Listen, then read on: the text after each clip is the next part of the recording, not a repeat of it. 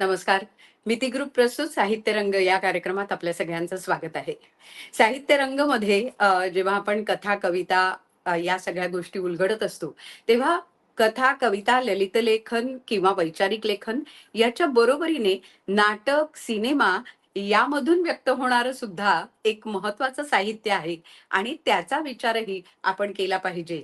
याच दृष्टिकोनातनं आजचा साहित्य रंग थोडासा वेगळा असणार आहे.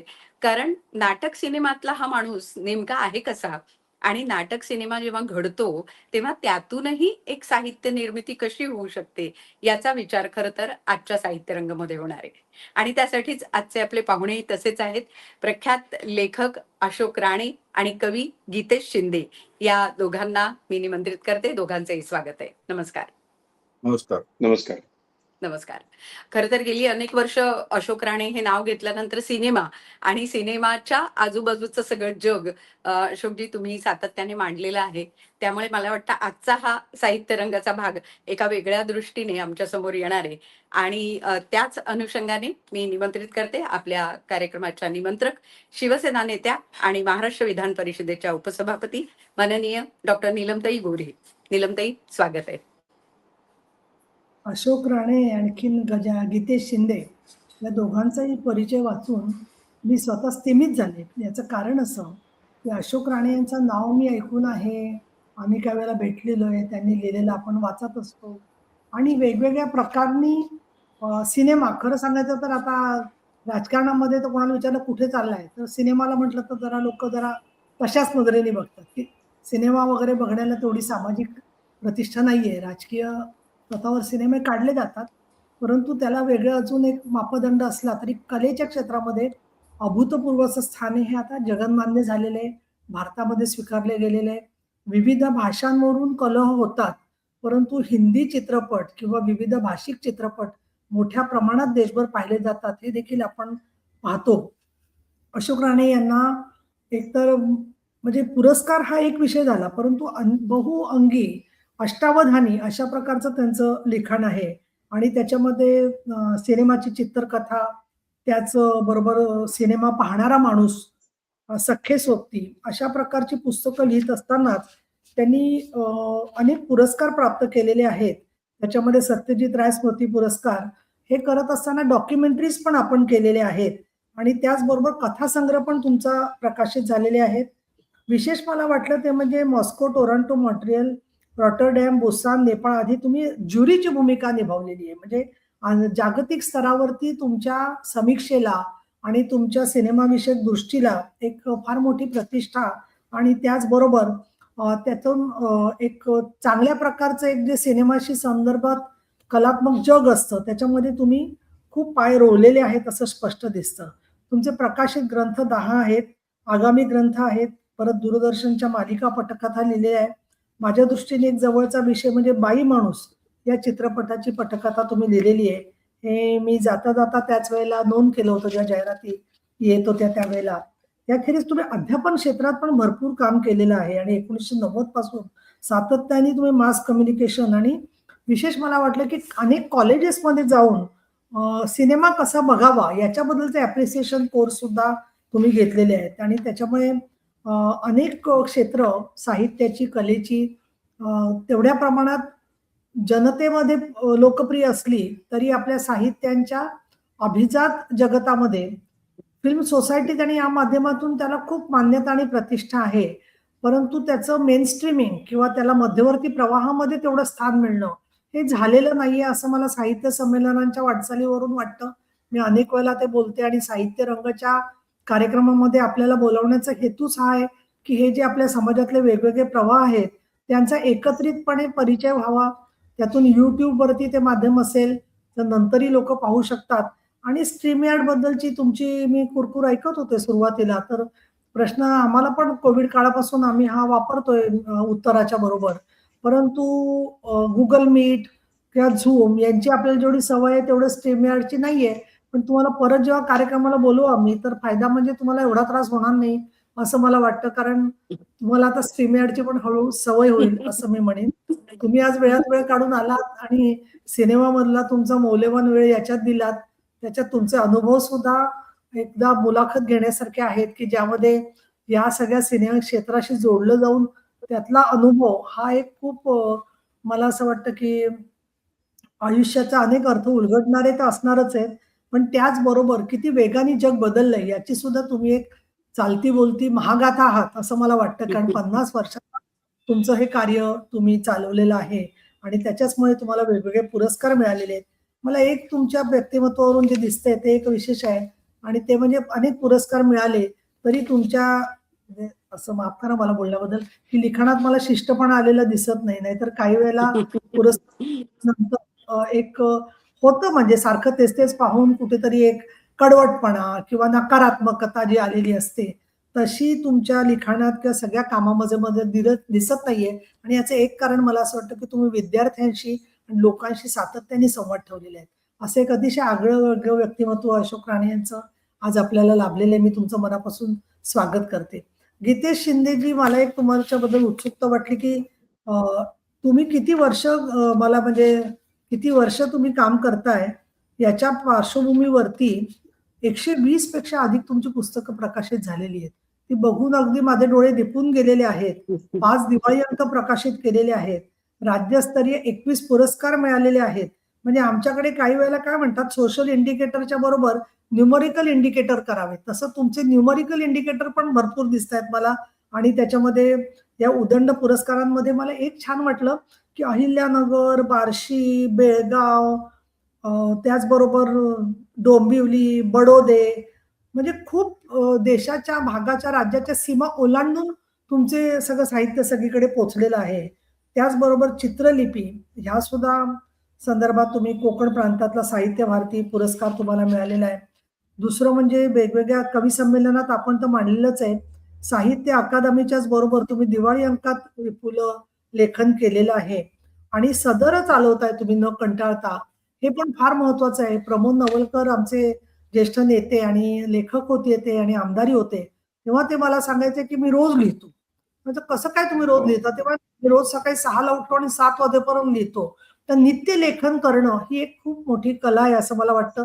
तपश्चर्या वगैरे मी म्हणणार नाही, कारण हल्ली तपश्चर्या ऐकलं की लोकांना घाबरायला होतं. परंतु एक कुठेतरी तुम्ही त्याचं साधना, साहित्य साधना सातत्याने केलेली आहे आणि या दृष्टिकोनातून तुम्ही अनेक परत आकाशवाणीच्या कार्यक्रमात तुम्ही असता.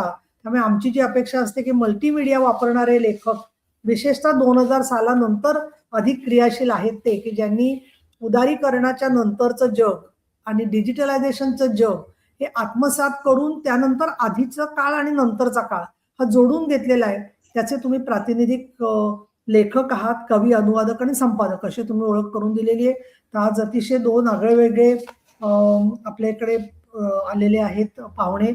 बऱ्याच वेळेला महिलांचं राज्य असतं, पण आज मी पुरुषांचं म्हणणार नाही, पण एकूण साहित्यिकांचं राज्य आहे, ज्याच्यामध्ये दोन्ही आपल्याला अतिशय सर्जनशील आणि कलाकार अशा प्रकारचे पाहुणे भेटलेले आहेत. तर आपण सुरू करूया. नक्कीच. तुम्ही म्हणालात नीलमताई तसं, की अशोक राणे हे राष्ट्रीय, आंतरराष्ट्रीय स्तरावर त्यांनी काम केलेलं आहे आणि आता मल्टीमीडियाचा तुम्ही उल्लेख केलात तर 2019ला गोव्यामध्ये जो 50वा आंतरराष्ट्रीय चित्रपट महोत्सव झाला. त्याच्यामध्ये अशोकजी मल्टीमीडिया हे एक खूप मोठं प्रदर्शन होतं आणि त्या प्रदर्शनाचे प्रमुख सल्लागार तुम्ही होतात.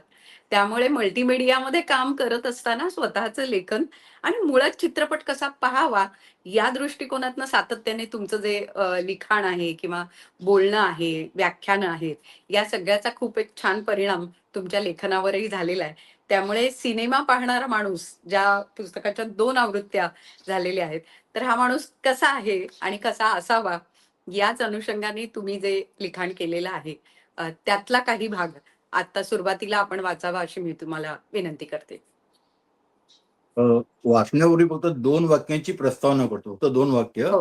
एक हो, हो. नीलमताई म्हणाल्या तशा, की हल्ली काही शब्द वापरताना जरा पंचायत होते. म्हणजे मी स्वतःला मिशनरी ऑफ गुड सिनेमा, हो, हो. धर्मप्रसारक. पण आता हे 2 शब्द आता नाही वापरता येत. तर मी असं म्हणतो, की आम्ही साक्षरता प्रसारक आहोत सिनेमाचे. हे काम वाह! आयुष्यभर केलं. त्यामुळे ते क्लिष्ट लिहिलं नाही आणि डोक्यात हवा गेली नाही. कारण हवा गेली तर सर्वसामान्यांशी जाऊन बोलून साक्षरता वाढवता येणार नाही. हा एक मुद्दा. आणि हा जो मीडियाचा, मल्टीमीडिया वगैरेचा विषय आहे, तर याच्याविषयी गमतीदार एक वाक्य सांगून मी वाचायला सुरुवात करतो, की मी जेव्हा-जेव्हा फिल्म अप्रिसिएशन कोर्स करतो, आणि मी बोलता बोलता खूप सिनेमे दाखवतो, खूप सिनेमातले तुकडे दाखवतो, शॉर्ट फिल्म दाखवतो आणि बोलताना मी छान रंगलेला असतो. पण जेव्हा ती फिल्म दाखवतो तेव्हा आमच्या मालवणी भाषेत गावाकडे जसं गाराणं घालतात देवाला, तसं मी मनातल्या मनात गाराणं घालतो, देवा महाराजा सगळा नीट पार पडू दे रे. आणि ती फिल्म दाखवून पूर्ण झाली की मला खुश वाटतं. कारण हे मल्टीमीडिया कधी दगा देईल ते काही सांगता येणार तंत्र. नाही. असो, तर मी आता वाचायला सुरुवात करतो. हं, अगदी. माझं पुस्तक आहे सिनेमा पाहणारा माणूस आणि हे मी त्याच्यामध्ये संबंध हे लिहिण्याचं कारण एका वाक्यात सांगतो, की सिनेमा सगळे बघतात. मी लहानपणापासून पाहत मी एवढा सगळा प्रवास केलेला तो आता तुम्हाला कळेल केवढा प्रवास केलाय तो. तर तो करताना मला अजूनही साहित्यातले आणि नाटकातले, इतर कलातले मित्र हा सिनेमावरती लिहितो. अजूनही कमी लेखतात. मला वैयक्तिक दुखणं नाहीये. मला त्यांची काळजी वाटते, की हे कधी ग्रो होणार याची काळजी वाटते आणि मी नेहमी असं म्हणतो, की साहित्याचा व्यासंग होतो, सिनेमाचा का बरं होत नाही? तर मी सिनेमाचा व्यासंग केलेला मी आहे. माझ्यासारख्या देशामध्ये आहेत, परदेशात आहेत. आम्ही खूप याच्यावरती काम केलेलं आहे. नुसतंच जाऊन सिनेमा नाच-गाणं पाहणं याला सिनेमा पाहणं म्हणत नाही. आम्ही फार गांभीर्याने कला माध्यम म्हणून पाहतो आणि ते बघताना आम्ही कुठल्याही प्रकारचा सिनेमा पाहतो. मला कधी-कधी वाटतं हा सिनेमा तो कसा पाहिला? मी बघतो. तर हे सगळं फार आहे ते बोलता येणार नाही. थोडीशी प्रस्तावना केली. माझ्या या लिखाणातनं उलगडेल मी काय आहे आणि हे सगळं माझ्या लिखाणाचं आणि माझा अप्रोच आणि मी काय पद्धतीने काम करतो ते सगळं उलगडेल. धन्यवाद. आता हे त्यातलं पहिलं प्रकरण म्हणजे छोटीशी इंट्रोडक्शन आहे या पुस्तकाची. ती अशी आहे, ओहम. सिनेमे सगळेच पाहतात, अगदी लहानपणापासून. मीही पाहिले. आयुष्यभर पाहत आलोय, पाहतच राहणार आहे. आजवर असंख्य सिनेमे पाहिले, देशातले आणि जगभरचे. त्यातून दिसलेलं काल, आज आणि उद्याचं जगही पाहिलं. इतकंच नाही तर सिनेमाचं बोट धरून जगही पाहिलं. नाना देश, तऱ्हेतऱ्हेची माणसं, अनेक रंगी संस्कृती. सिनेमाबरोबरच गल्लीतल्या नाटकापासून ते परदेशातल्या रंगभूमीवरची नाटकंही पाहिली. अक्षर ओळख झाल्यापासून मिळेल ते आणि कुठून कुठून मिळून वाचत आलो. इथल्या तिथल्या आर्ट गॅलरीत पालथ्या घातल्या, चित्र, शिल्प, अनोख्या वास्तुरचना, मातीचा गंध घेऊन आलेल्या लोककला, संगीतही ऐकलं, नृत्याविष्कार पाहिले. जे जे पाहण्या ऐकण्यासारखं होतं, वाटलं ते ते अनुभवलं. अनुभवता अनुभवता ते अंगात भिनलं, ध्यानीमनी साठून राहिलं. या दरम्यान सिनेमाचं बोट कधी सुटलं नाही, सोडलं नाही. आरंभी एक साधा सिनेमा वेडा प्रेक्षक, मग सिनेमाचा विद्यार्थी, फिल्म सोसायटी कार्यकर्ता, समीक्षक, अभ्यासक, संशोधक, शिक्षक, आंतरराष्ट्रीय चित्रपट महोत्सव ज्युरी, चित्रपट महोत्सव आयोजक, सल्लागार, आंतरराष्ट्रीय चित्रपट महोत्सवाचा संस्थापक, संचालक, कथा, पटकथा, संवाद लेखक म्हणून मालिका आणि चित्रपटांचं लेखन, माहितीपटकर्ता, चित्रपट दिग्दर्शक. या सुरुवात म्हणायचं तर 2 चित्रपटात छोट्या भूमिकाही केल्या. केवढ्या विविध भूमिकातून वावरलो. मात्र आयुष्याच्या या वळणावर जेव्हा स्वतःलाच प्रश्न विचारला, की तू नेमका आहेस कोण? उत्तर आलं, सिनेमा पाहणारा माणूस. आता यातलं पहिलं प्रकरण आहे त्याचं नाव आहे अंधार माझा सोबती. तुमचं हे सिनेमाचं वेड केव्हापासूनचं आहे? खूपदा मला हा प्रश्न विचारला जातो. मला गंमत वाटते. कधी-कधी माझा माझा मलाच प्रश्न पडतो, काय बरं उत्तर द्यावं? म्हणजे कुठून आणि कशी सुरुवात झाली नेमकं कसं सांगावं? एक सोपं उत्तर असतंच तोंडावर, लहानपणापासून. पण मग काही जण म्हणतात, आम्ही लहानपणी सिनेमा पाहत होतोच की. परंतु तुमचं सिनेमा वेड वेगळंच आहे. त्यांचा सूर चांगला वाईट औपचारिक असला तरी मला बरंच वाटतं. अगदीच कामातून गेलाय असं तर मला कोणी म्हणत नाही. फिल्म सोसायटी चळवळीत आल्यानंतर सिनेमाचा विद्यार्थी म्हणून जगभरचे आणि मग समीक्षक, संशोधक, अभ्यासक म्हणून हे वेळ वाढतच राहील. वर्षाला जवळपास 300 सिनेमे सहज पाहून होतात. शॉर्ट फिल्म्स, डॉक्युमेंटरी वेगळ्या. खरं तर हे वेड आता वेड राहिलेलं नाही. ते माझं कामच झालंय. नव्हे तेच जगणं, तोच श्वास, तोच ध्यास. राज कपूर म्हणायचे, "I dream cinema, I live cinema, I breathe cinema, अपना भी हाल कुछ ऐसा ही है." माझ्या मित्रपरिवारांपैकी जर कोणी मला फोन केला तर ते सर्वप्रथम विचारतात, "थिएटरात आहेस का?" बऱ्याचदा मी असतोच तिथे. बरं चुकला फकीर मशिदीत असा प्रकार माझ्या बाबतीत नाही. माझा मुक्कामच मशिदीत. प्रत्यक्ष किंवा अप्रत्यक्ष. चुकून-बिकून नाही तर अगदी जाणून-बुजून. त्यामुळे मित्रांनी तसं विचारणं स्वाभाविकच आहे. यात गेल्या काही वर्षात आणखीन एका गोष्टीची भर पडली. फोनवर माझं हॅलो ऐकतात किंवा मला साक्षात समोर पाहतात, फार मोठं आश्चर्य पाहिल्यागत म्हणतात, "अरे वाह! सध्या देशात मुक्काम आहे वाटतं." आंतरराष्ट्रीय चित्रपट महोत्सवांमुळे माझं बऱ्यापैकी परदेशी राहणं होत असल्यामुळे तेही एका अर्थाने स्वाभाविकच आहे. आणि तेही पुन्हा माझ्यापुरतं गमतीदारच असतं. प्रत्येकाची तऱ्हा वेगळी. विजय कदम या कलावंत मित्राची प्रतिक्रिया सॉलिडच फिरकी घेणारी होती. तो म्हणाला होता, "याच्याकडे भारताचा व्हिसा आहे." जयंत धर्माधिकारी तर म्हणतो याच्याकडे कायमस्वरूपी विमानाचा पासच आहे. बर्लिन आंतरराष्ट्रीय चित्रपट महोत्सवाच्या निमंत्रणावरून मी जेव्हा पहिल्यांदा परदेशात निघालो तेव्हा माझा एक मित्राचा फोन आला. तू काय परदेशात चाललेस आणि तेही सिनेमा पाहिला? इथे मुंबईत बघतोस ना? मला क्षणभर कळेना काय बोलावं. त्याला फारसा आनंद झालेला दिसत नव्हता. खरं म्हणजे सिनेमे पाहायला मी थेट परदेशातच निघालोय हेच त्याला रुचलेलं दिसत नव्हतं. लोक परदेशात उच्च शिक्षण घ्यायला, बड्या नोकऱ्या, मोठासा धंदा व्यवसाय करून धन गोळा करायला जातात आणि याचं हे आखरीच म्हणायचं. हा परदेशात सिनेमा पाहायला जातो. मनात आलं सांगावं, की मुंबईत गोवंडी नेमकं कुठे आहे? तिथे जायचं कसं हे आपल्याला माहीत नव्हतं. तेव्हा मी ते शोधून काढलं होतं. नरकातल्या रस्त्यांनी मागे टाकेल अशा तिथल्या घाणेरड्या रस्त्यांनी जात तिथलं थिएटर गाठलं होतं आणि बरीच वर्ष पाहायचा राहून गेलेला गुरुदत्तचा कागज के फूल डेली चेन मधल्या शो मध्ये पाहिला होता. तेव्हा गोवंडी काय आणि त्या बर्लिन काय, मला ती दोन गावच. महत्वाचं काय तर तिथला सिनेमा. सिनेमानेच मला ती गावं दाखवली. खऱ्या अर्थानं मला जग दाखवलं, जगाचं भान दिलं. मी आमच्या भावंडात शेंडेफळ. माझी आई सांगायची की माझ्या वेळी तिला विचित्र आणि वेगळे डोहाळे लागले होते. ती दिवसभर घरात अंधार करून बसायची. दारं खिडक्या गच्च लावून घेऊन मिट्ट काळोख करायची.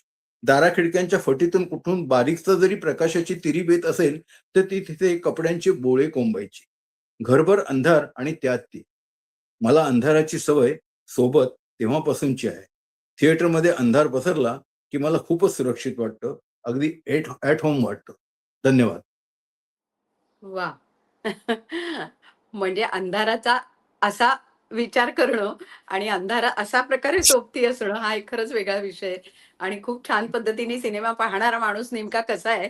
बरं त्यातही सिनेमा बघण्यासाठी तुम्ही काय काय केलेलं आहे हे खरं तर मुळापासून वाचणं हे त्या पुस्तकातनं जाऊन मुळापासून वाचणं हे महत्वाचं आहे. आणि आज आपल्या वाचकांना नक्कीच ती उत्सुकता ताणली असणार की ते पुस्तक मूळपासून वाचलं पाहिजे. मुळात आहे ना, की ह्या पुस्तकांची निर्मिती होते, तेव्हा त्या पुस्तकांचं महत्त्व जे आहे ते वाढतं. आणि ही निर्मितीची गोष्ट मला वाटतं गीतेशपेक्षा जास्त कुणाला कळली असणार. कारण तो स्वतः प्रकाशित करतोय पुस्तकं आणि अनेक पुस्तकांना बाजारात आणतोय. त्याच्यामुळे मला असं वाटतं गीतेश तुझा तोही एक गुण खूप महत्त्वाचा आहे. पण कवी म्हणून आज तू आमच्या समोर आहेस. तर तुझ्या अशा काही प्रातिनिधिक कविता तुझ्याकडनं ऐकायला आवडतील. नमस्कार. सर्वप्रथम मिती ग्रुप त्यांचे मनःपूर्वक आभार व्यक्त करतो की त्यांनी मला इथे तुमच्याशी संवाद साधण्याची संधी दिली साहित्य रंगाच्या या उपक्रमातनं. नीलमताई तुमचेही मनःपूर्वक आभार आणि उत्तराताई तुमचेही मनःपूर्वक आभार. खरं म्हणजे मी तुमच्यामध्ये बसू शकलो कारण कवितेची सावली माझ्यावरती इतकी वर्ष जी काही पसरलेली आहे त्याच्या छायेमध्ये मी वाढतो आहे आणि त्यामुळे आज या व्यासपीठावरती या विचारमंचावरती मला कविता सादर करण्याची एक संधी तुमच्या माध्यमातून मिळालेली आहे. माझं प्राथमिक शिक्षण जे आहे ते भौतिकशास्त्रातनं झालेलं आहे. माझं MSc फिजिक्स झालेलं आहे आणि हो. मी 13-14 वर्ष शिकवलं IITच्या मुलांना वगैरे.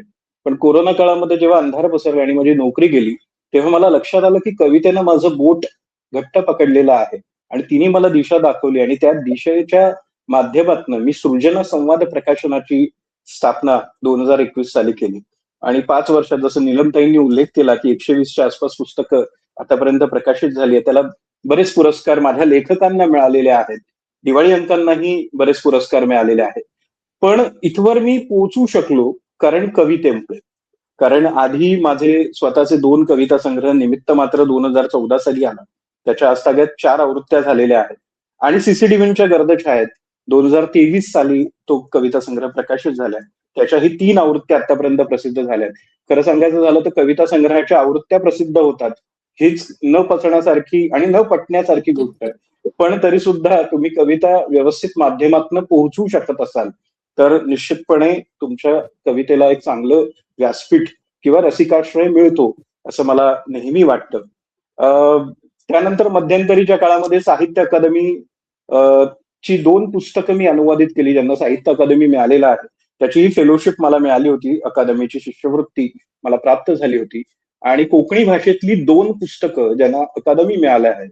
यमन हे माधव बोरकरांचं पुस्तक किंवा कविता संग्रह जे बाभ बोरकरांचे चुलते लागतात त्यांचा यमन हा कविता संग्रह मी मूळ कोकणीतनं मराठीत आणला आणि परेश कामत यांचा चित्रलिपी नावाचा कविता संग्रह, ज्यालाही साहित्य अकादमी कोकणीसाठी मिळालेला आहे, तोही वा.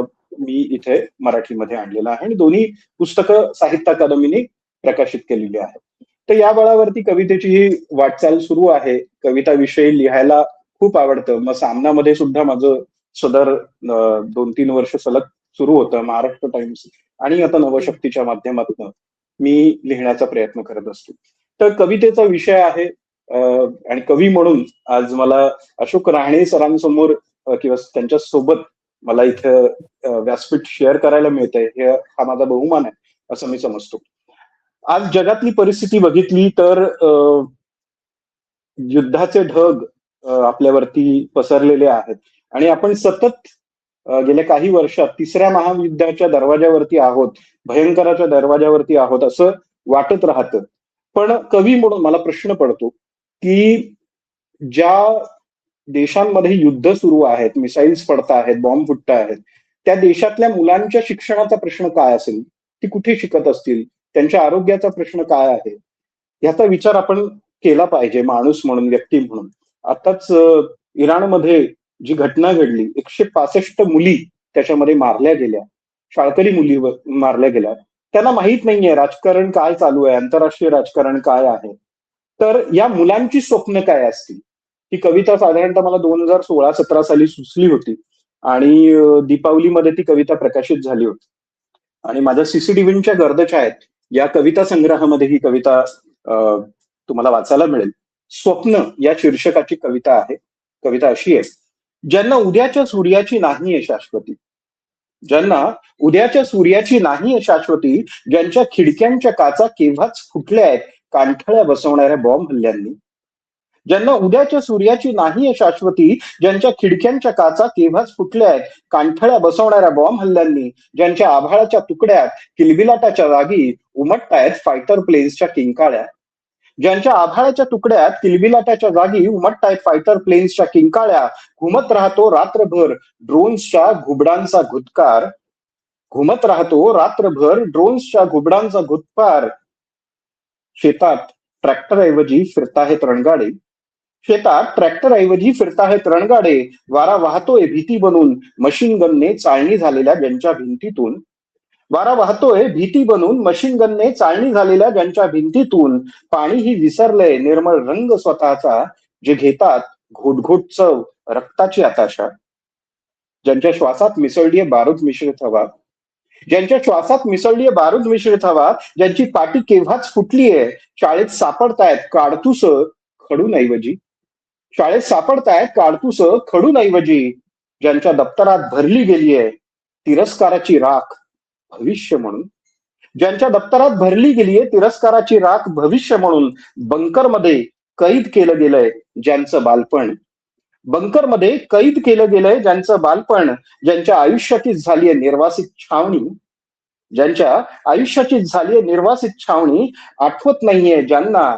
जन्मदात्यांचा चेहरा, आठवत नाहीये ज्यांना जन्मदात्यांचा चेहरा, ज्यांचं नाहीये काहीच घेणं देणं आंतरराष्ट्रीय राजकारणाशी, जे आता विसरलेत दचकणही शांत झोपेसोबत, जे आता विसरले दचकणही शांत झोपेसोबत, जे एका पावाच्या तुकड्यासाठीही बनलेत स्वतःचे शत्रू, जे नाहीत सुरक्षित अल्लाच्या दारीही, जे नाहीत सुरक्षित अल्लाच्या दारीही, ती मुलं कोणती स्वप्न पाहत असतील तुमच्या जगाच्या उज्ज्वल भविष्यासाठी, ती मुलं कोणती स्वप्न पाहत असतील तुमच्या जगाच्या उज्ज्वल भविष्यासाठी, उज्ज्वल भविष्यासाठी, उज्ज्वल भविष्यासाठी. तर अशा प्रकारची ही कविता आहे की स्वप्न या मुलांना पाहण्याचा खरंच अधिकार या जगाने दिला आहे की नाही हे कुठेतरी आजमायला पाहिजे, हे कुठेतरी आपणच तपासून पाहायला पाहिजे असं मला कवी म्हणून नेमकेपणाने वाटतं. आता थोडंसं वेगळ्या विषयाकडे येतो, कारण कवी हा वेगवेगळ्या आशयाला टिपत असतो आपल्या कवितेच्या माध्यमातून. म्हणजे जसं एका ठिकाणी मी सामाजिक कविता किंवा सामाजिक विरोधाभास टिपत असतो, त्याचप्रमाणे निसर्गाचं जे काही रूप आहे ते सुद्धा नकळतपणे कवितेत टिपलं जातंय. आता उन्हाची छाया पसरलेली आहे, ऊन असं वाढत चाललेलं आहे, त्याची तीव्रता, त्याच्या झळा आपल्याला बसू लागलेल्या आहेत. आणि अशा वेळेला आपल्याला आठवण होते ती झाडांची. तर झाडांची एक कविता, कवितेचं शीर्षक आहे उन्हाची कुऱ्हाड. त्याची प्रतिमा बघा, उन्हाची कुऱ्हाड. सळसळत फुटल्या धमन्या फांद्यांच्या, सळसळत फुटल्या धमन्या फांद्यांच्या, अंगा खांद्यावर खेळे धामणी उन्हाच्या. सळसळत फुटल्या धमन्या फांद्यांच्या, अंगा खांद्यावर खेळे धामणी उन्हाच्या. गाळणी पानांच्या गाळे मध्यान्नीचे ऊन, गाळणी पानांच्या गाळे मध्यान्नीचे ऊन, फुलं इवल असा देह किती गेलेला सुकून. गाळणी पानांच्या गाळे मध्यान्नीचे ऊन, फुलं इवल असा देह किती गेलेला सुकून. शोधते या सावलीत ऊन स्वतःचे अस्तित्व, शोधते या सावलीत ऊन स्वतःचे अस्तित्व. मोडलेला दंभ त्याचा गमावले सारे स्वत्व, शोधते या सावलीत ऊन स्वतःचे अस्तित्व. मोडलेला दंभ त्याचा गमावले सारे स्वत्व. झाडाचा किती ग उर आलेला भरून, झाडाचा किती ग उर आलेला भरून, त्याची हटेना नजर निळ्या आभाळावरून. झाडाचा किती ग उर आलेला भरून, त्याची हटेना नजर निळ्या आभाळावरून. आहे खोडात भिनली उभी ताठ माती माया, आहे खोडात भिनली उभी ताठ माती माया.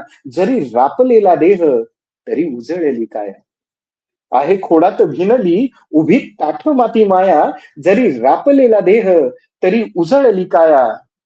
कोण्या फांदीत दडली शोधा उन्हाची कुऱ्हाड, कोण्या फांदीत दडली शोधा उन्हाची कुऱ्हाड.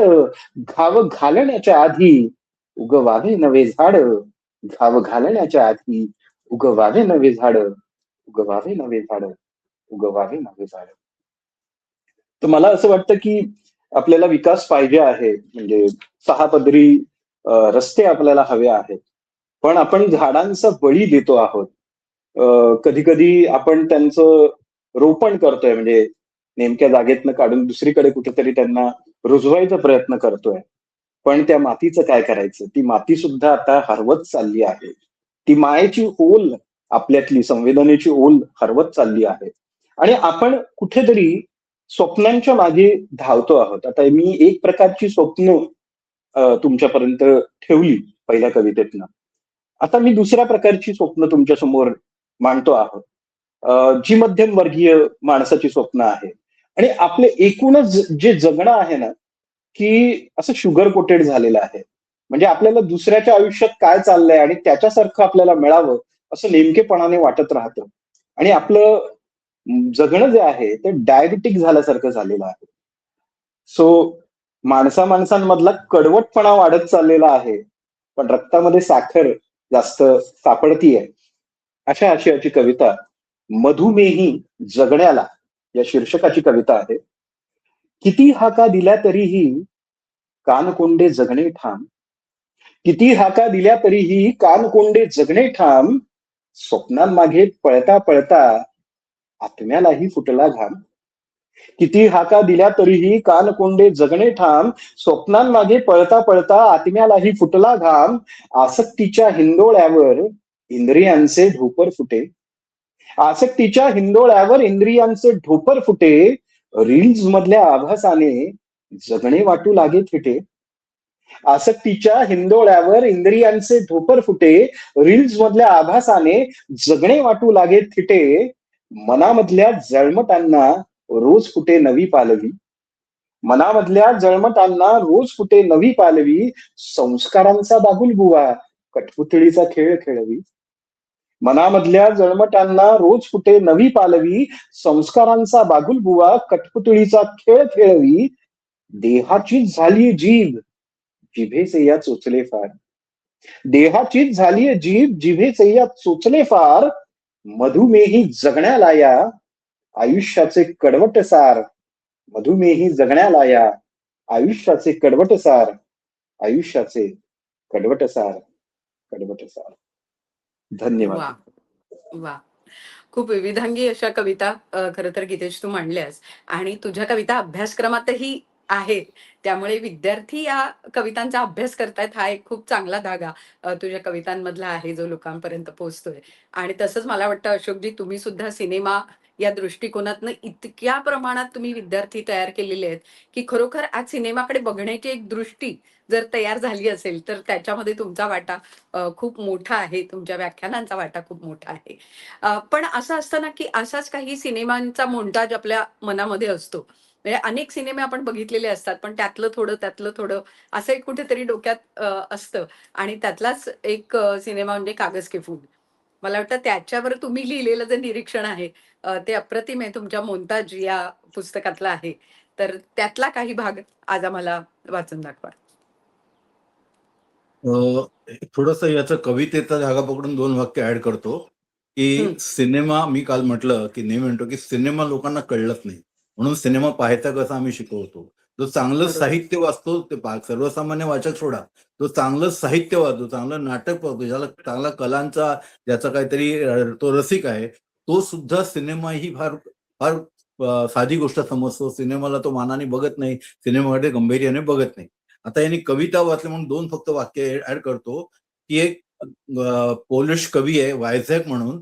त्याची कविता आपल्या पुशी लेग्यांसारखी कविता आहे. मितभाषी 2-2 शब्दांची कविता आहे. त्याच्या कवितेमध्ये 2 शब्द आहेत. त्याच्या 8 ओळींच्या कवितेमध्ये लाईफ हर्ट्स, आयुष्यच हं. दासतं. त्याच्यावरती अख्खा 90 मिनिटाचा सिनेमा मी पाहिलेला आहे. वाह! दुसरी एक हं. फिल्म आहे ग्रीक कवी कावाफी. त्याच्यावरती एक इजिप्तचा दिग्दर्शक आहे. त्याची फिल्म लोकार्नो फिल्म फेस्टिव्हलला पाहिली होती आणि सुरुवातीला 2 ओळी येतात. त्याच्यावरती अख्खा सिनेमा पाहिला. नंतर मी त्या दिग्दर्शकाला शोधलं, त्याला भेटलो आणि त्याला त्याच्याकडनं ती अख्खी कविता लिहून घेतली इंग्रजीमध्ये. त्याला पूर्ण आठवत नव्हती, पण त्याने बऱ्यापैकी मला लिहून दिली. मी माझ्या आयुष्यात केलेलं ते एकमेव भाषांतर आहे. ते केवळ असं लोकांना सांगण्यासाठी मी मराठीत लिहिलं. मला मसू पाटलांचा फोन आलाय, की तुम्ही सुंदर भाषांतर करता. हा वाह! गौरवाचा भाग सोडून द्या. मला मसू पाटलांनी त्या लेखाची दखल घेतली. कारण कवितेच्या अंगाने का होईना, पण त्यांच्यापर्यंत मी काही सिनेमाही सांगतो ते गेलं त्यांच्यापर्यंत. हं, तर हा हं. एक मुद्दा होता. आणि दुसरं आता मला माहिती नाही मला वेळ मिळेल. मी तुमचे दोघींचे मनापासून औपचारिक आभार मानतो. नीलमताई मला तुमचं कौतुक वाटतं, की राजकारणासारख्या एका पर्यावरणात राहून तुम्ही ही संवेदनशीलता, ही रसिकता जपली आहे आणि तुम्हाला याचं अप्रूप वाटतं आणि या लोकांशी यांना बोलवावं, एका व्यासपीठात आमच्याशी तुम्ही बोलावं, संवाद साधावा तुम्हाला वाटते फार महत्वाची गोष्ट आहे. म्हणून मी तुमच्याविषयी तसे आभार नाही मानत, पण मला कौतुक हं, वाटतं हं. तुझं. ते कौतुकातच मी तुमचं हे करतो. वाह! आणि उत्तराला मी इतकी वर्ष ओळखतो, लहानपणापासून ती माझ्या समोर आहे. तिनेही हं, केलेला हं. प्रवास मला माहिती आहे. तर तुम्ही दोघींनी आणि मितींनी मला इथे बोलवलं आणि संधी दिली त्याबद्दल तुमच्या दोघींचे आणि मिती क्रिएशनचे आभार. आता मी माझा जो पुस्तक आहे मोन्ताज, मोन्ताज नावाचं पुस्तक आहे. त्याची संकल्पना अशी आहे, की मी त्याच्यामध्ये 52 लेख घेतले. 52 वर्तमानपत्र कॉलममध्ये लिहिलं आणि माझं हे असं होतं, की काही सिनेमांमध्ये एक सीन असा आहे, की तो एक सीन घेऊन डिस्कस केला, की तो संबंध सिनेमाचं सगळं सौंदर्यशास्त्र त्यातनं उलगडतं. असे ते लेख होते, त्याच्यातनं हे केलं. आणि मोन्ताजचा अर्थ असा आहे, मोन्ताज म्हणजे सोप्या भाषेत एडिटिंग, संकलन. पण संकलन म्हणजे एका शॉटला दुसरा शॉट जोडणं इतकाच त्याला तांत्रिक अर्थ आहे. तसं नाहीये. संकलनमध्ये 2 शॉट एकमेकाला जोडून त्यातनं तिथे अस्तित्वात फिजिकली नसलेल्या तिसऱ्या अर्थाची जाणीव म्हणजे इंटरप्रिटेशन करून देणं त्याला म्हणतात मोन्ताज. मोन्ताज हा एडिटिंगचा फार लार्जर अर्थ आहे. त्या अर्थाने ते मोन्ताज, त्या अर्थाने पुस्तक आहे. तर मी आता कागज के फूल मध्ये मी जे काही लिहिलं होतं ते वाचून दाखवतो. कागज के फूल. दाट काळोख स्टुडिओचं दार उघडतं. त्याबरोबर बाहेरचा प्रखर प्रकाशझोत आत येतो. विजय प्रवेशतो. प्लॅस्टरमधला एक हात गळ्यातल्या पट्ट्यात अडकवलेला. आत येऊन तो आपल्या खुर्चीत बसतो. तो पाठमोरा बसलेला. खुर्चीच्या पाठीमागे दिग्दर्शक असे लिहिलेलं आहे. अवतीभोवती धुरकट प्रकाश. कॅमेरा जसजसा मागे जातो तसा स्टुडिओतला भलाथोरला पोकळ अवकाश दिसू लागतो. कॅमेरा मागे येत एका जागी स्थिरावतो तेव्हा कॅमेऱ्याकडे तोंड करून बसलेली शांती जवळपास सिलआउट्समध्ये दिसते. त्या भल्या थोरल्या पोकळी तीच तेवढी दोघं एकाच फ्रेममध्ये. त्यांचं एकमेकांच्या जवळ असणं, एकमेकांच्या सहवासात असणं, एकमेकांची सोबत असणं हे नेमकं कशा प्रकारचं आहे ते स्पष्ट करणारी ही दृश्य रचना. तो पुरोभागी, ती पार्श्वभागी. विणकाम करता करता तिच्या हातातली सुई खाली पडते आणि त्या निरोप पोकळीत त्या सुईचाही जाणवण्यात का आवाज येतो. त्याला जाणीव होते कुणीतरी आहे इथे आसपास. तो आवाजाच्या दिशेने मागे वळून पाहतो. पाठमोरी बसलेली शांती सिलॉटमध्ये दिसते. तसा तो उठतो, तिच्या जवळ जातो. शांती, तुम? अभी तक तो कोई नहीं आया. तुम इतनी जल्दी? अभी तो जल्दी आया ना. मेरी तो आदत है शूटिंग से 1 घंटा पहले स्टुडिओ में आने की, मालूम है.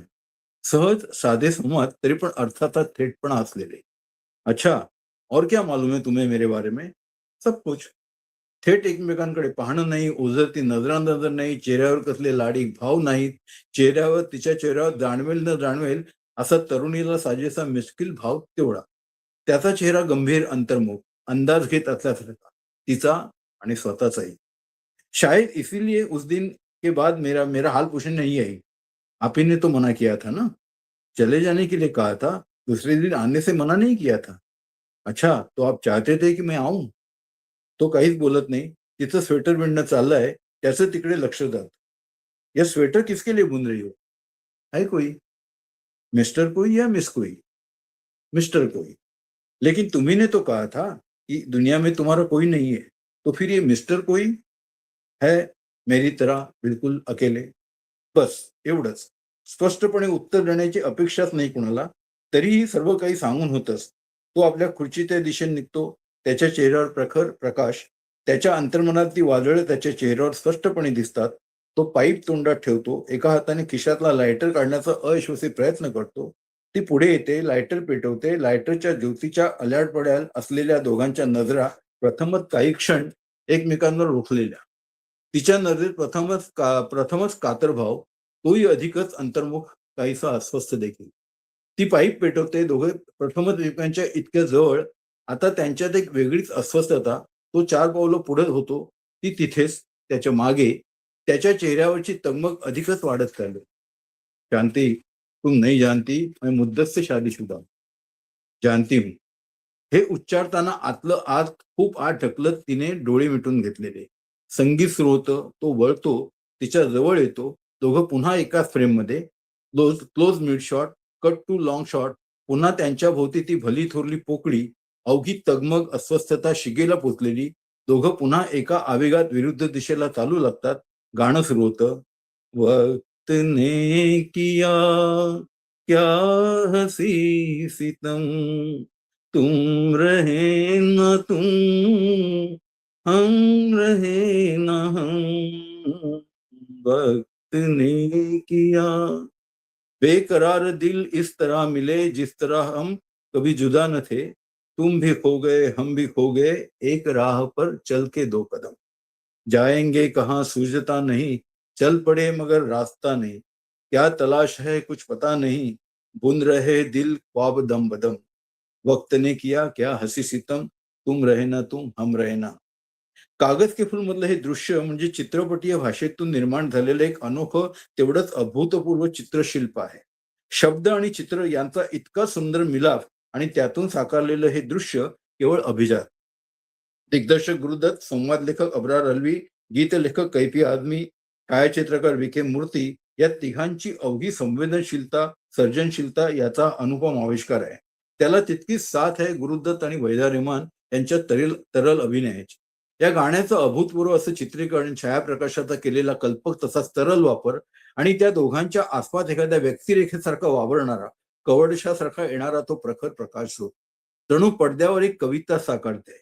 विखे मूर्तींनी आपली अवघी प्रतिभा इथे ओतली आहे. या दृश्यात विजय आणि शांतीमधला नातेसंबंध प्रथमच शब्दरूप घेऊन येतो. जे आत कुठेतरी आहे त्याला कुठेतरी उद्गार लागतो आहे. आणि हे घडत असतानाच हे सारं व्यक्त व्हावं का, की अव्यक्तच राहावं अशी सारी घुसमट आहे. आपलं आहे तसं थेट म्हणता येत नाही.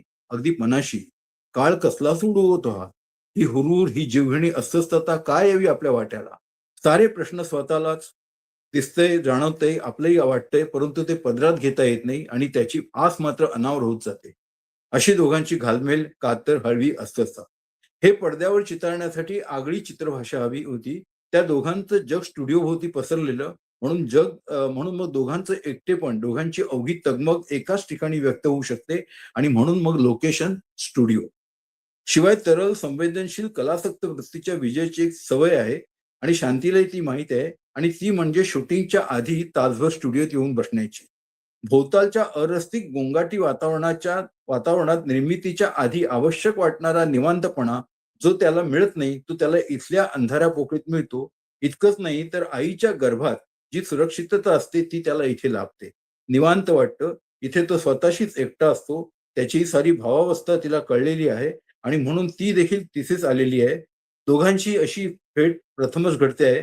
आपापलं एकटेपण, एकाकीपण घेऊन जगत असताना कळत नकळत त्यांच्यात निर्माण झालेलं नातं या दृश्यात प्रथमच पृष्ठभागावर येतं खरं, परंतु एकत्र येता येणार नाही याची विद्ध करणारी जाणीव ही पाठोपाठ मनाशी येते आणि मग त्यांची अवस्था ही अशी होऊन जाते, जाएंगे कहाँ सूझता नहीं, चल पडे मगर रास्ता नहीं, मालूम नहीं क्या तलाश है कुछ पता नहीं, हुन रहे है दिल ख्वाब दम बता.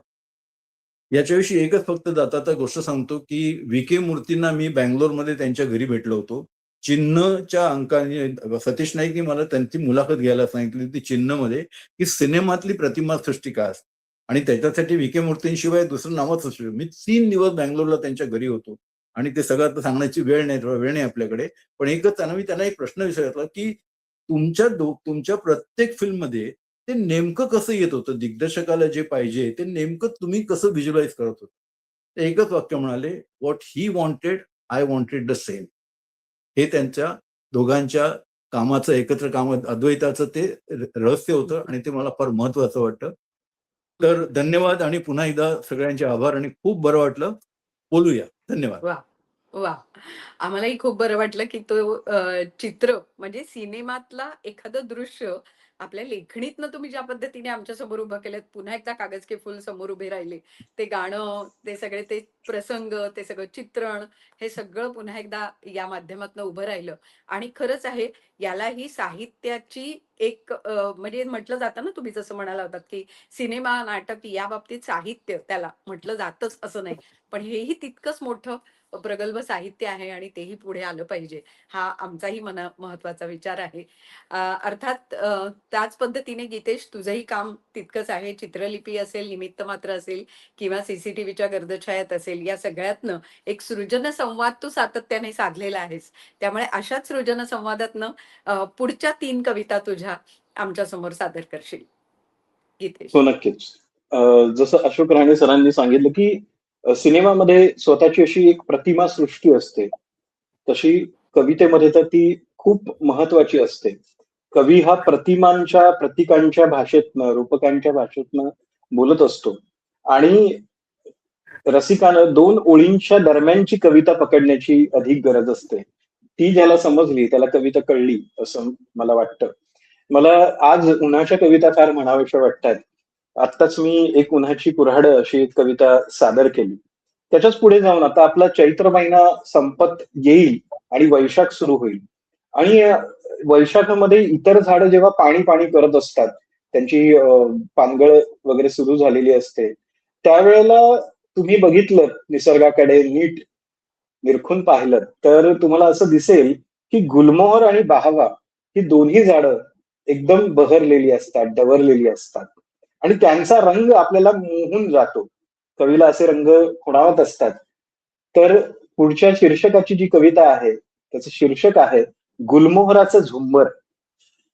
वैशाखातल्या मध्यांनी तापलेलं अंबर, वैशाखातल्या मध्यांनी तापलेलं अंबर, लख्ख उजळलेलं गुलमोहराचं झुंबर.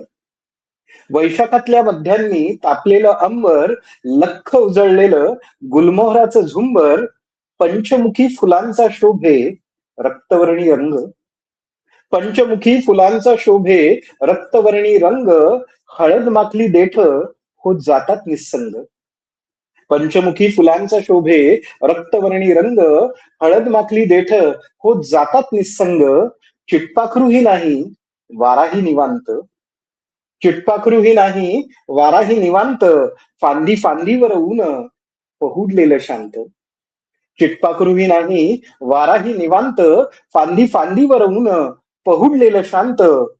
पिऊनी उन्हाला किती बहरे बहावा, पिऊनी उन्हाला किती बहरे बहावा, रस्ताच सारा सोनं पाकळ्यांचा व्हावा. पिऊनी उन्हाला किती बहरे बहावा, रस्ताच सारा सोनं पाकळ्यांचा व्हावा. गुलमोहराचा बहावाच खरा साथी, गुलमोहराचा बहावाच खरा साथी, तप्त उन्हातही त्यांची गर्द बहरली माथी. गुलमोहराचा बहावाच खरा साथी, तप्त उन्हातही त्यांची गर्द बहरली माथी, मुळामुळांतून बोले सारी झाडांची ही कुळं. मुळामुळातून बोले सारी झाडांची ही कुळं, गुल मोहराची चिंता सगळे सोयरे व्याकुळ.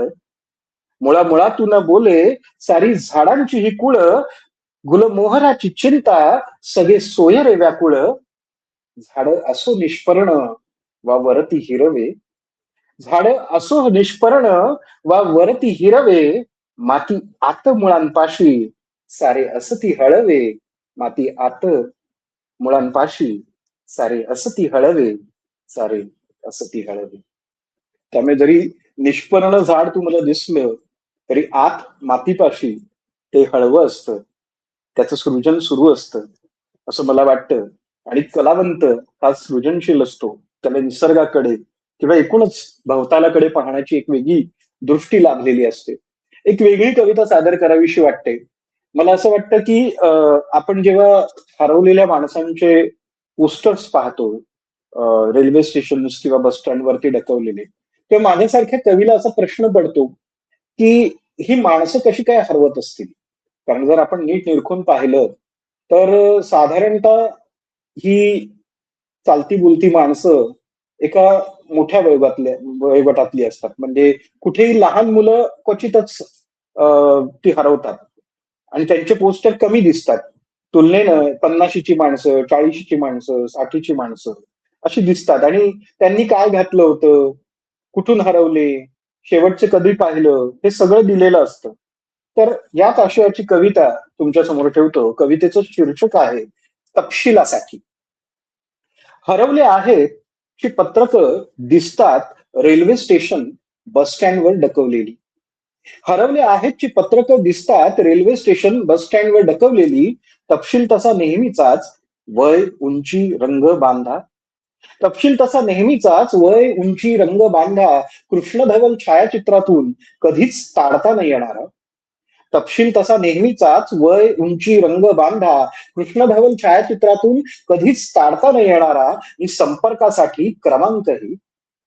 न राहून मी लावतो फोन, न राहून मी लावतो फोन. जाणू पाहतो परिजनांकडून त्या व्यक्तीचं नेमकं काय हरवलं होतं हरवण्याच्या दिवशी. न राहून मी लावतो फोन, जाणू पाहतो परिजनांकडून त्या व्यक्तीचं नेमकं काय हरवलं होतं हरवण्याच्या दिवशी. जी व्यक्ती इतकीही नाही लहान अथवा वेडसर, जी व्यक्ती इतकीही नाही लहान अथवा वेडसर, जिचं सुटावं जत्रेत बोट आणि फिरत राहावी जगाच्या आकाश पाळण्यात भोवळ येईस्तोवर. जिला सापडू नये आपल्या घराचा रस्ता, आठवू नये शहर. जिला सापडू नये आपल्या घराचा रस्ता, आठवू नये शहर. कोणता ऋतू कुठलाच प्रहर. जिला सापडू नये आपल्या घराचा रस्ता, आठवू नये शहर. कोणता ऋतू कुठलाच प्रहर. उरू नये उगवत्या मावळत्या दिवसाची भ्रांत. उरू नये उगवत्या मावळत्या दिवसाची भ्रांत. जिच्या नावातील मी केव्हाच मरण पावल्याचीही बोचू नये खंत. उरू नये उगवत्या मावळत्या दिवसाची भ्रांत. जिच्या नावातील मी केव्हाच मरण पावल्याचीही बोचू नये खंत. तो नेमका कोणता दिवस होता ज्या दिवशी त्या व्यक्तीनं तोडले घरी परतण्यासाठी लागणारे मनाचे मेंदूशी असलेले जीपीएस सिग्नल. तो नेमका कोणता दिवस होता ज्या दिवशी त्या व्यक्तीनं तोडले घरी परतण्यासाठी लागणारे मनाचे मेंदूशी असलेले जीपीएस सिग्नल. कुठल्याच नजरेनं ओळखली नाही तिच्या मनातली खळबळ. जिचा सापडेलही कदाचित ठाव ठिकाणा पण मन नसेल थाऱ्यावर. जिचा सापडेलही कदाचित ठाव ठिकाणा पण मन नसेल थाऱ्यावर. नात्यातील बाष्पही उडून गेलं असेल वाऱ्यावर. यावर समोरचा फोन केव्हाच कट. यावर समोरचा फोन केव्हाच कट. आणि माझा चेहरा हरवले आहेतच्या पत्रकावर पेस्ट. यावर समोरचा फोन केव्हाच कट आणि माझा चेहरा हरवले आहेतच्या पत्रकावर पेस्ट. तपशिलासाठी माझ्या कवितांतील काही तुकड्यांसकट. तपशिलासाठी माझ्या कवितांतील काही तुकड्यांसकट. काही तुकड्यांसकट. काही तुकड्यांसकट. मला असं वाटतं की कविताच कवीची ओळख असते. म्हणजे आज आपण कणा म्हटलं की कुसुमाग्रज आठवतात, किंवा प्रेम म्हणजे म्हटलं की आपल्याला पाडगावकर आठवतात. तसंच आहे की कविताच ची ओळख असते. आणि या कवितेमुळे आज मी या अक्षररंगाच्या व्यासपीठावरती, नीती ग्रुपने आयोजित केलेल्या व्यासपीठावरती मी तुमच्या समोर येऊ शकलो. शेवटची कविता, जी माझी तिसरी कविता आहे, ती तुमच्या समोर ठेवतो. कवितेबद्दलची कविता आहे. कसं आहे, आपल्याकडे रोज उठून कविता लिहिणारे सुद्धा कवी आहेत, जे व्हॉट्सअपवरती आणि सोशल मीडियावरती सतत आपल्या कविता पाठवत असतात, फॉरवर्ड करत असतात. पण जेव्हा अनेक दिवस, अनेक काळ कविता सुचत नाही, तेव्हा जी तगमग असते, आणि जेव्हा कवितेच्या ओळी येतात, तेव्हा जो प्रवास असतो, त्या मधल्या काळाची जी कविता आहे, दिगंताचा तारा, या शीर्षकाची कविता घेतो आणि माझा या कवितांच्या मैफिलीचा शेवट करतो. कवितेचं शीर्षक आहे दिगंताचा तारा. प्रवासात पाहतो खिडकीतून मी फार, प्रवासात पाहतो खिडकीतून मी फार, नकळत ओठी फुलतो मग गंधार. प्रवासात पाहतो खिडकीतून मी फार, नकळत ओठी फुलतो मग गंधार. पाहतो बाहेर जातो आत मी खोल, पाहतो बाहेर जातो आत मी खोल, ब्रह्मांडाचा मोजून येतो भूगोल. पाहतो बाहेर जातो आत मी खोल, ब्रह्मांडाचा मोजून येतो भूगोल. ही आत साचली गर्दी युगायुगांची, ही आत साचली गर्दी युगायुगांची, कोण माणसे दडली आत कधीची. ही आत साचली गर्दी युगायुगांची, कोण माणसे दडली आत कधीची. मौनातून चाले संवाद चराचराशी, मौनातून चाले संवाद चराचराशी, किती दिन कविते होतो मी उपाशी. मौनातून चाले संवाद चराचराशी, किती दिन कविते होतो मी उपाशी. तू भरवतेस जेव्हा शब्द अर्थांचे घास, तू भरवतेस जेव्हा शब्द अर्थांचे घास, मग पुन्हा फिरतसे धमन्यांमधून श्वास. तू भरवतेस जेव्हा शब्द अर्थांचे घास, मग पुन्हा फिरतसे धमन्यांमधून श्वास. पकडाया जाता निसटतो जणू हा पारा, पकडाया जाता निसटतो जणू हा पारा. कविता म्हणजे तळहातावरील निखारा, पकडाया जाता निसटतो जणू हा पारा. कविता म्हणजे तळहातावरील निखारा. खांद्यावर मी वाहतो मायावी डोलारा, खांद्यावर मी वाहतो मायावी डोलारा. खुणावे तरी मज तो दिगंताचा तारा, खुणावे तरी मज तो दिगंताचा तारा. प्रवासात पाहतो खिडकीतून मी फार, नकळतो ओठी फुलतो मग गंधार, फुलतो मग गंधार, फुलतो मग गंधार. वा, धन्यवाद. मला वाटतं हा गंधार तुझ्या मनात असाच बहरत राहो, आणि जसा गुलमोहर आणि बहावा फुललेला तू आम्हाला दाखवलास, तसेच शब्द फुलं ही तुझ्या मनात फुलत राहोत, अशी सदिच्छा आम्ही आज या निमित्ताने व्यक्त करतो. नीलमताई, काय बोलाल? दोघांच्याही साहित्याचे वेगळे रंग आज आपल्या समोर आलेले आहेत. खरं तर असं काही ऐकलं ना, की 2 तास, 4 तास स्वस्थ बसावं असं वाटतं स्वतःच विचार करत. पण आपल्या कार्यक्रमाची अशी चौकट असते, की लगेच त्याच्यावरती बोलायचं असतं, प्रतिक्रिया द्यायची असते. पण खूप मोठ्या प्रमाणामध्ये माणसाने स्वतःकडे आत्मपरीक्षण करावं, असा अशोक राणे यांचा कलंदराचा प्रवास आहे. असे कलंदर खूप वेगवेगळ्या विषयात भेटतात. अगदी पर्यावरण, निसर्ग, संगीत, वेगवेगळ्या कला. एखादा अगदी सूर अतिशय सुंदर लागलेला कवी असतील किंवा गायक असतील, त्यांची जी जशी एक म्हटलं तर एकटी, पण दुसरीकडे त्यांना त्याच्यात स्वतःचं श्रेयस आणि प्रेयस साध्य झालेलं असतं. अशा प्रकारचा अशोक राणेंचा हा कोहमचा लेख आहे. आणि याच प्रकाराने बाहेरच्या जगामध्ये जे प्रश्न पडतात, त्या प्रश्नांनी आतल्या तंद्रीला एक तडा जात असतो. काचेवरती अचानक आवाज व्हावा बेसूर असा, तसा येत असतो. पण त्याला पर्याय नसतो आपल्याला, कारण त्या प्रश्नांची उत्तरं, खरं सांगायचं तर आपण भाषा ऐकत बोलत असलो ना, तरी त्या भाषेची फ्रिक्वेन्सी, त्या भाषेचे अर्थच वेगवेगळे असतात. त्यातून आपण ज्या स्वतः आयुष्याच्या फेजमधून जात असतो, त्याबरोबर तो चित्रपट करणारा व्यक्ती किंवा चित्रपट व्यक्त करणारी माणसं, त्यांचं काय भावविश्व असेल हा परत खूप वेगळा विषय आहे. आणि अशा इतक्या वेगवेगळ्या भावविश्वातल्या लोकांना जोडून तरी बांधून ठेवणं, असा जो प्रश्न असतो कोहम, हा एका अर्थाने सगळ्याच प्रेक्षकांना पडलेला असतो. पण प्रत्येकच प्रेक्षक एवढा संवेदनशील असेल असं म्हणता येणार नाही. परंतु स्वतः अशोक राणेंचा जो सगळा प्रवास आहे, तो एक आत्मशोध पण आहे. आयुष्यातलं पर्व सुद्धा वेगवेगळं असू शकतं असं मला वाटतं, कारण 5 दशकांचा प्रवास जो त्यांनी केलाय, तर पहिली 10 वर्ष ते चित्रपट बघताना ज्या प्रकारचा विचार करत असतील, त्याच्यापेक्षा 30 वर्ष झाल्यावर वेगळा विचार असणार आणि 50 वर्ष झाल्यावर अजून वेगळा विचार असणार.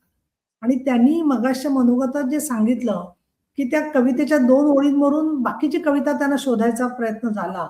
पण सर्वसामान्य प्रेक्षकाला तेवढी रुची किंवा तेवढी कलात्मकता किंवा तेवढा वेळही नसतो, की फार त्याच्यामध्ये ते जातील. परंतु तुम्ही जो रस्ता तयार करताय, तो रस्ता जो आहे, ते आज जरी पाऊलवाट वाटली आहे अशोकजी, तरी नंतर त्याचा हळू महामार्ग व्हावा की नाही मला माहीत नाही. पण अनेक पांथस्थ जसे वारकरी जातात एकाच रस्त्यावरून, तसा त्या प्रवासात एक पुढे असतो बघा माणूस, झेंडा घेतलेला पुढे आणि त्याच्या मागे मग हळू लोकं चालत असतात. तसा मला काहीसा तुमचा प्रवास वाटतो आणि त्या दृष्टीने तुम्ही या वा. चित्रपट सृष्टीमधले एक दिशा दाखवणारे आहात, जागल्या असं मी म्हणेन तुम्हाला. त्या दृष्टीने खूप छान आहे पुस्तक. मुळात मी वाचीनच आणि कोहम मधला जो आत्मशोध आहे, त्याच्यामध्ये कलंदराचं आयुष्य तुम्ही मांडलेलं आहे. आता बाकी कलंदराला जगत असताना शेवटी गाडीमध्ये डिझेल भरावं लागतं, पेट्रोल भरावं लागतं, जगण्यासाठी काही गोष्टी कराव्या लागतात. पण त्या करत असताना स्वतःला सूर सापडलेला असल्यामुळे तुम्हाला कोणी काही प्रश्न विचारले तरी तुमची त्यातली आत्मीयता भंग पावत नाही. कारण तुम्हाला त्यातून काय साध्य करायचंय ते बरोबर तुम्हाला तुमचा मार्ग सापडलेला आहे.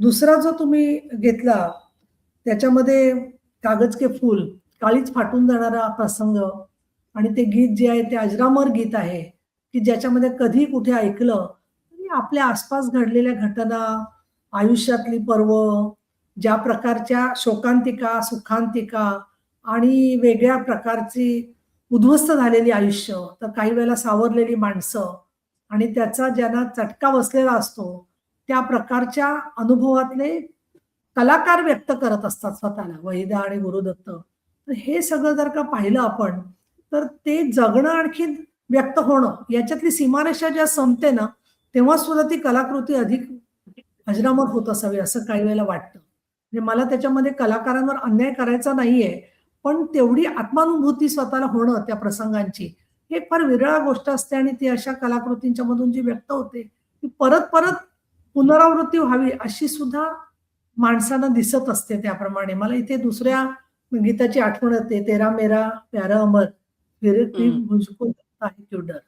म्हणजे प्रेमाच्या मधलं कायम पण असलं तरी सुद्धा त्यातलं विरहाचं दुःख आणि इथे कायमचा विरह व्हायची शक्यता आहे, एकत्र येता येणार नाहीये आणि तरी त्या गाण्यामध्ये जी तगमग व्यक्त केलेली आहे, तो तुम्ही अगदी बरोबर तुकडा पकडलेला आहे. मला तर असं वाटतं, की सिनेमा पाहणाऱ्या माणसाने स्त्रीचं आणि पुरुषाचं दोघांचंही मन समजून घेऊन ते कागज के फूल तुम्ही अशोकजी लिहिलेलं आहे. त्या दृष्टीने आजचा दिवस मला म्हणजे पुढच्या काळामध्ये सुद्धा वेगवेगळे प्रसंग बघत असताना सिनेमामध्ये त्या क्षणी त्याचं गांभीर्य जाणवत नाही.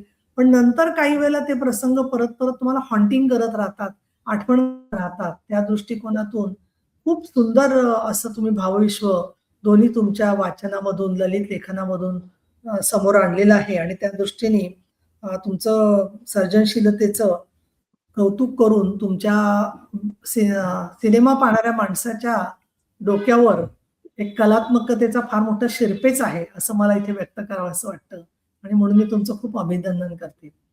गीतेश तुमच्या धन्यवाद. सगळ्या नमस्ते, नमस्ते. गीतेश तुमच्या सगळ्या ज्या कविता आहेत, त्या कविता त्याच्यामध्ये स्वप्न, युद्धाच्या संदर्भातली कविता असेल, वारा वाहतोय, भीती बनून आणि पाणीही विसरले निर्मळ रंग स्वतःचा. अगदी खरं आहे हे. काही वेळेला आपल्याला पाण्याचा रंग बदलल्याची फार वेगळ्या आठवणी असतात मनामध्ये. मी एकदा ढाक्यात गेले होते आणि ढाक्यामध्ये माझा रस्ता चुकला आणि मी खाटिकांच्या गल्लीमध्ये जाऊन पोहोचले आणि तिथे ओढे वाहत होते. छोटे-छोटे असे पाण्याचे ओघळ होते. ते सगळे पाण्याच्या ऐवजी लाल रंगाचे होते तिकडे जे आहे ते. आणि तसंच यांच्या अशोक राणेंच्या सुद्धा लिखाणामध्ये गोवंडी जी सापडली आणि गोवंडीतले तुम्ही बाकीच्या गोष्टीचे उल्लेख जे केलेले आहेत, तर त्यामध्ये युद्धाच्या मधल्या सगळ्या आव्हानांचा तुम्ही जसा उल्लेख केलाय, तसंच उन्हाची कुऱ्हाड. दुसरं मधुमेहावरती कविता करणारे तर तुम्ही पहिलेच कवी भेटलात मला. म्हणजे आतापर्यंत मधुमेहाच्या बद्दलच्या तक्रारी खूप लोकांच्या ऐकल्या होत्या. पण देहाची झालीये जीभ, जिभेचे या चोचले फार, मधुमेही जगण्याला या आयुष्याचे कडवट सार. अगदी एका डॉक्टरप्रमाणे तुम्ही मांडलेलं आहे, की आयुष्यभराचं सगळं गोड खाऊन घेतल्यावरती आता नंतर कडवटच औषध घ्यायला लागणार. ते तुम्ही सार फार छान मांडलेलं आहे. आणि ज्यांना मधुमेह नाहीये त्यांनाही कविता आवडेल या संदर्भातली जी आहे ती. त्याचबरोबर गुलमोहराचे झुंबर आपण सातारा, महाबळेश्वर आणि अनेक ठिकाणी बघताना गुलमोहर आणि बहावा दोन्ही एकत्र बघतो. पण ते साथीदार आहेत याचं तुमचं जे निरीक्षण आहे ते खूप सुंदर आहे. आणि हरवलेली माणसं याच्याबद्दलची एक करुणा तुम्ही सुंदर व्यक्त केलेली आहे. आणि खांद्यावर मी वाहतो मायावी डोलारा, खुणावे तरी मज तो दिगंताचा तारा. एक कवीचं मन तुम्ही अगदी स्पष्टपणाने तुम्ही समोर मांडलेलं आहे. किंवा मी असं म्हणेन, की अगदी जगाच्या कोनाड्याशी जोडून घेतलेलं आहे. या दृष्टीने तुमच्या कविता या अतिशय म्हटलं तर नेहमीचे विषय आहेत, पण त्याच्यात तुमची कलात्मकता आणि शेवटच्या 2 ओळीत एक त्याला कलाटणी देण्याचं जे कवितेचं सामर्थ्य असतं, ते सुद्धा तुम्ही फार सुंदर व्यक्त केलेलं आहे. आणि कागज के फूल मधलं विदीर्ण करणारं प्रसंगानंतर परत तुमच्या कविता ऐकणं म्हणजे ते कॉम्बिनेशन तसं बरोबर झालं. कारण कार्यक्रमाच्या शेवटी एवढं दुःखामध्ये दूर होऊ नये असं मला वाटतं. आणि त्या दृष्टिकोनातून कविता आणखीन तरलता, अ, सर्जनशीलता आणि विव्हळ होणं आणि एका अर्थाने काळीज फाटणारं दुःख घेत असताना सुद्धा माणसाने पुढे विचार करणं, या सगळ्या गोष्टींचं फार सुंदर वर्णन आजच्या दोघांच्याही साहित्यामधून आलेलं आहे. आणि मला तर असं वाटतं, की अशोकजी तुम्ही अजून बऱ्याच लोकं आहेत माझ्या ओळखीमध्ये सिनेमा पाहणारे माणूस असे, की जे फार शौकीन आहेत, पण त्यांना अजून तो मार्ग सापडलेला नाहीये. तर ते ॲप्रिसिएशनचे कोर्स तुम्ही Zoomवरती घेत असाल, तर त्याची माहिती कळवा. तर नक्की लोकं जॉइन करतील. आणि खूप चांगला एका अर्थाने कुणाला त्रास न देता स्वतःच्या कलेमध्ये रममाण होऊन स्वतः अजून स्वतःचा समृद्धी वैचारिक, बौद्धिक, भावनिक असा हा मार्ग आहे असं मला वाटतं. आणि त्याचबरोबर कला म्हणून बघत असतानाच प्रकाशनाचं काम गीतेश जे तुम्ही करता आहात ते पण तेवढंच महत्वाचं आहे. कारण प्रकाशन एवढं करत राहणं ही सुद्धा एक साहित्य साधनाच आहे. त्या दृष्टीने मी दोघांनाही मनापासून शुभेच्छा देते, अभिनंदन करते आणि खूप खूप शुभेच्छा देते. धन्यवाद. धन्यवाद. धन्यवाद. आणि खरंच गीतेश जसं प्रकाशन करतोय तसं तो अनुवादही करतोय. त्यामुळे कविता, अनुवाद आणि प्रकाशन अशा तिहेरी गुंफणीतनं तुमचं काम चालू आहे. त्यामुळे पुन्हा एकदा खूप शुभेच्छा. तुझी पुस्तकं जर हवी असतील लोकांना, तर ती त्यांनी कुठे मिळतील याबद्दल आम्हाला थोडंसं सांग. सृजन संवादची पुस्तकं आणि माझी स्वतःची म्हणजे सीसीटीव्हीच्या गरजेच्या आहेत. Amazon वरती तर मिळेलच. माझं हां. स्वतःचं असं Facebookला पेज आहे सृजन संवाद या नावाचं. ओके. त्याच्यावरतीही बरं. मिळतील किंवा त्याच्यावरतीही पाहायला मिळतील किंवा माझ्या पर्सनल क्रमांकावरतीही त्यांनी संपर्क केला तर नक्कीच ते पाहायला मिळतील किंवा Facebookला माझं गीतेश शिंदे हे जर त्यांनी टाईप केलं तर माझी बरं. लिंक त्यांना सापडेल आणि त्याच्यावरतीही पुस्तकांबद्दल नक्कीच माहिती मिळत राहील. असं. बरोबर. म्हणजे मूळ कविता किंवा पूर्ण कविता संग्रह वाचायचा असं जर वाटलं तर नक्कीच ते तुझ्याशी संपर्क करू शकतील. अशोकजी तुमच्याही पुस्तकांबद्दल आम्हाला सांगा, की ही पुस्तकं कुठे अवेलेबल आहेत? सिनेमा पाहणारा माणूस हे संधिकाल प्रकाशन अरविंद जोशी यांचं आहे. त्यांचंही संधिकालचंही फेसबुक पेज आहे आणि Amazonवरती पण ते पुस्तक आहे, अवेलेबल आहे. त्याच्या 2 आवृत्त्या आल्या आता. त्याचं इंग्रजी भाषांतर चालू आहे. इंग्रजीत ते येतंय आता. तर आणि बाकीची माझी मॅजेस्टिकने आता खऱ्यासारखं माझा कथासंग्रह काढला. नंतर या संधिकालीन माझं एक पुस्तक पहिलं मराठीतलं पटकथेवरचं पुस्तक मी लिहिलेलं आहे. मराठीमध्ये बरं, पटकथेवरती पुस्तक नाही. ते मी लिहिलंय. बरं. पटकथा, लेखन, तंत्र आणि मंत्र हं. ते सुद्धा हां. अरविंद जोशी संधिकाल प्रकाशनचं आहे. आणि बाकी सगळी पुस्तकं आहेत अवेलेबल. ते सख्खे सोबती असं खूप लोकांनी वाचलंय त्या काळामध्ये. ते मॅजेस्टिकचं प्रकाशन आहे. ते खूप चांगलं पुस्तक. कारण याच्यामध्ये मला जगभर भेटलेली माणसं, हं, सर्वसामान्य माणसं. म्हणजे मला मी हं. मोठमोठ्या दिग्दर्शकांना भेटलो, कलावंतांना भेटलो. बेन किंग्सलेशी बोलून आलेलो आहे. पण बेन वाह! किंग्सलेवरती मी लिहिलं नाही. मला सर्वसामान्य माणसं जगभर भेटली. म्हणून ते माझे हं. सख्खे सोबती. अशी अशी सगळी पुस्तकं आहेत. ते आहेत, अवेलेबल आहेत, मिळतात. लोकांनी ती वाह! वाह! वाचावी. धन्यवाद. म्हणूनच आमचा उद्देश तोच आहे, की आज त्याची झलक ऐकायला मिळाली. त्यामुळे मूळ कवितांकडे किंवा मूळ साहित्याकडे वाचकांनी गेलं पाहिजे, हा उद्देश आहे. गीतेश, तुझ्या एका कवितेत तू म्हणालास तसं झाड वरून जरी निष्पर्ण दिसत असलं, तरी माती आत मुळांशी असते हळवी. हा जो भाग आहे तोच खरं तर महत्वाचा आहे आणि आपणही सगळ्यांनी असंच राहिलं पाहिजे. बाहेरच्या जगात वावरताना खूप गोष्टी कराव्या लागतात, पण आतून आपण संवेदनशील असणं हे महत्वाचं आहे. आणि त्याचाच एक धागा साहित्य रंगाच्या निमित्ताने आम्ही दोघी जोडू पाहतोय. आज तुम्ही मला दोघेही या एक परिवारात नाही, हो, नाही. मला एक तुम्हाला 2 गोष्टी सांगाव्याशा वाटतात, की गीतेशची हो. 120 पुस्तकं आलेली आहेत. तर मी असं सांगेन, की मी वयाने लहान आहात तुम्ही, पण बऱ्याच वेळेला काय होतं वेगवेगळी पुस्तकं झाली ना, की ती एकत्र सापडणं फार अवघड होतं आणि तुम्ही हं. प्रकाशक आहात. तर खरं समग्र गीतेश शिंदे असं एकत्र करा, काही हरकत नाहीये. कारण लोकांना एकत्र वाचण्यात इंटरेस्ट असतो. त्याचे खंड हं, करून हं, हं. नाही, वाचण्याचा म्हणजे बेसिकली माझ्या प्रकाशनाची ती 120 पुस्तकं आहेत. किती 120 माझी स्वतःची पुस्तकं. हां, माझे 2 कविता संग्रह आजतागायत प्रकाशित झालेत आणि 2 हे अनुवादाची पुस्तकं. अशी 4 पुस्तकं माझी एकूण आहेत. तर हं, हं, कवी हं. म्हणून माझी 4 पुस्तकं आहे असं आपण म्हणू शकतो आणि प्रकाशन हा बरं, माझा व्यवसाय आहे. त्याची प्रकाशनातर्फे माझी 120 पुस्तकं आजपर्यंत झालेली बरं. आहेत आणि 5 दिवाळी अंक आतापर्यंत केलेले हो. आहेत वेगवेगळ्या विषयांवरचे. दरवर्षी एक विषय घेऊन मी एक अंक करतो. गेल्या वर्षी स्वप्न हा विषय होता. त्याच्या आधी यक्ष प्रश्न, हं. प्रवास, तरी इतक्या त्याच्यानंतर छोट्या थर विषय. कालावधीमध्ये तुझं इतकं प्रकाशन होणं, हे सुद्धा खूप महत्वाची अशी गोष्ट आहे. त्यामुळे आणि असेच अशोकजी मला असं वाटतं. नाही हां, नीलमताई. सॉरी करते. अशोकजी तुमचे तुम्हाला संपर्क करायचा असेल तर तुमची काही वेबसाईट काय आहे का? म्हणजे अशोक असे ॲप्रिसिएशनचे कोर्सेस वगैरे तुम्ही घेता का? कोणी रिक्वेस्ट केली तर कसं आहे आता त्याची हो, सिस्टम? नाही मी सुरुवातीला मी करायचो. आता अलीकडे काय होतं हे ऑर्गनायझेशनल काम जमत नाही कारण माझं स्वतःचं खूप लेखन चाललंय. मी हं. लवकरच 75 पूर्ण करतोय. तर माझे हं, हं, हं. 75ला मी 70 ओलांडली तेव्हा 25% रिटायरमेंट घेतली. म्हणजे स्लो डाऊन हं. केलं. 75ला आणखीन 50% रिटायर घेऊन पण घेणार आहे. त्यामुळे मी तोपर्यंत माझं सध्या खूप काम चाललंय, की तेवढ्या बरोबर. 3 पुस्तकं आहेत. एक आणखीन आता मी नुकती एक डॉक्युमेंटरी संपवली फिल्म सोसायटी मूव्हमेंटवरती. अच्छा. जबरदस्त हो. देशभर हिंडून मी शूटिंग केलं. त्याची आता ती वाह! फिल्म पूर्ण केली आणि आता पुढच्या 10व्या डॉक्युमेंटरीचं माझं काम सुरू आहे. ती मला संपवायची. आणखीन खरं 5 डॉक्युमेंटरी आहे.